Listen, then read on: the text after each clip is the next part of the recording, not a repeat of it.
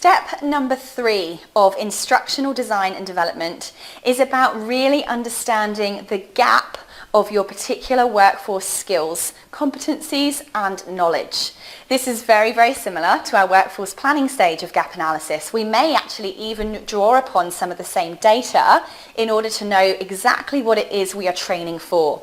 By knowing what the gap is and knowing where people currently are and where they need to be, we not only know what level to deliver our training at, we know what topics to focus more on and less on. We also know exactly who we've got to deliver that particular training to. So it reduces and minimises repetition and gets rid of unnecessary training and makes us focus on only what's needed and to what level and what particular standard.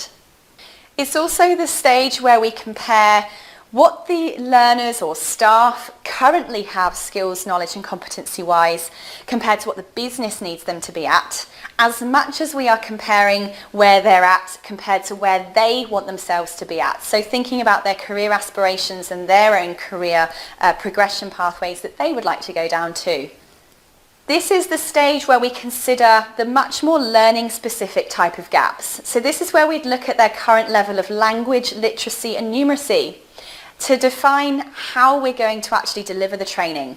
Now, from just one example from my experiences, I work a lot with large mining, construction and oil and gas businesses with trades-based staff or mobile plant operators who might not necessarily, and this doesn't apply to everybody, but generally might not have the most amazing language, literacy and numeracy skills, but are the damn best plant operators you will ever come across in your whole entire life. So what that would tell me as the developer of the training is that having a very formal classroom type training delivery method would simply be unenjoyable, ineffective and not the best delivery method for these particular types of students. They would find it boring as hell and it would be very, very difficult to engage them, and I'd probably get pretty crap feedback as well. So what we want to be doing is looking at this information such as the language, literacy and numeracy, and deciding that clearly in that instance a much more practical hands-on delivery type of training is going to be far more effective for that particular group of learners. Unless of course one of these strategic objectives is to increase their language literacy and numeracy.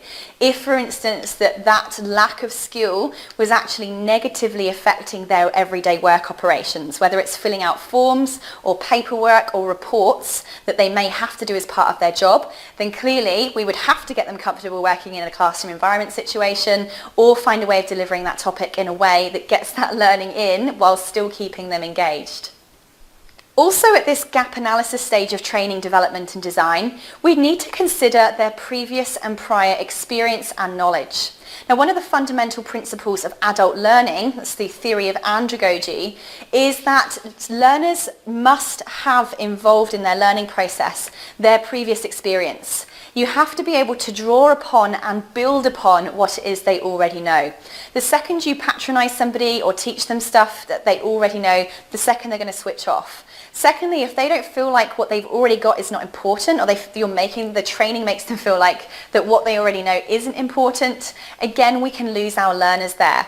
It also makes sure that we're not repeating and we're not overdoing training, that we're not putting people through stuff they already know and learn. We want to be progressively building people upwards, not drowning people in what they already know and brushing over stuff that they don't.